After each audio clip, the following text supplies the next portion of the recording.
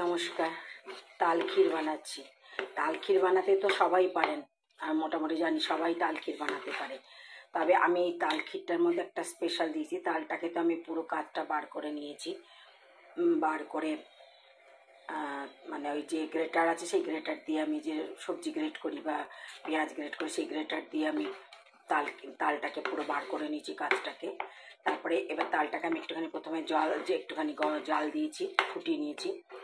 তারপরে তার মধ্যে দিয়েছি নারকেল কোড়া আর খন্ড মিশিয়েছি অল্প, আর মিশিয়েছি মিল্ক পাউডার। এমনি দুধ দিলে কিন্তু ফেটে যাবে। এমনি দুধ দিলে, তাল ক্ষীরে যদি এমনি দুধ দেন তাহলে কিন্তু দুধটা ফেটে যায়। মিল্ক পাউডার দিয়েছি, দুধটা ফাটেনি এখনো। আমার মোটামুটি হয়েও এসছে, আর একটুখানি। তারপর আমি নামিয়ে দেখাচ্ছি।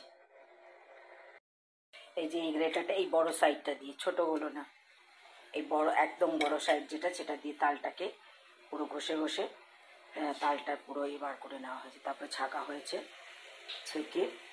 আর এটা দেখুন উঠে আসছে, দেখুন উঠে আসছে, মানে এটা হয়ে গেছে। আর আমার মিল্ক পাউডারটা কিন্তু ফাটেনি। এমনি যদি আপনি গরুর দুধ বা প্যাকেটের দুধ দেন তাহলে কিন্তু ফেটে যাবে, দুধ তালে ফেটে যায়। এটা মিল্ক পাউডার আর একটু খান্ড দিয়েছি, আর কিছু দিইনি। আর নারকেল দিয়েছি, নারকেল কোড়া দিয়েছি। আপনারা ইচ্ছা করলে এলাচ দিতে পারেন, তবে এলাচ দিলে কী হয় জানেন তো, তালের যে গন্ধটা, তালের যে সুমিষ্ট গন্ধটা, সেটা কিন্তু এলাচের এটাতে দেবে যাবে। তো আমি আর এলাচ দেবো না এটার মধ্যে। হয়ে গেছে আমার তাল ক্ষীরটা। এই যে তাল ক্ষীর, বেশ বড় একটা কালো তাল এনেছিল, মানে কেউ দিয়েছিল আর কি।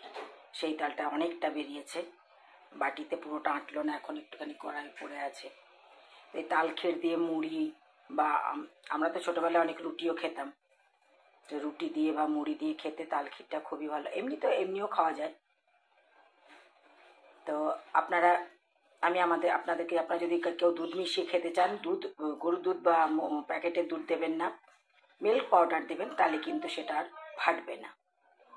তাহলে নারকেল তো সবাই মেশান, চিনি বা গুড় সবাই মেশান। তো এই একটা নতুন আপনাদেরকে শেখালাম যে মিল্ক পাউডার দিলে সেটা ফাটবে না। তাহলে আসি,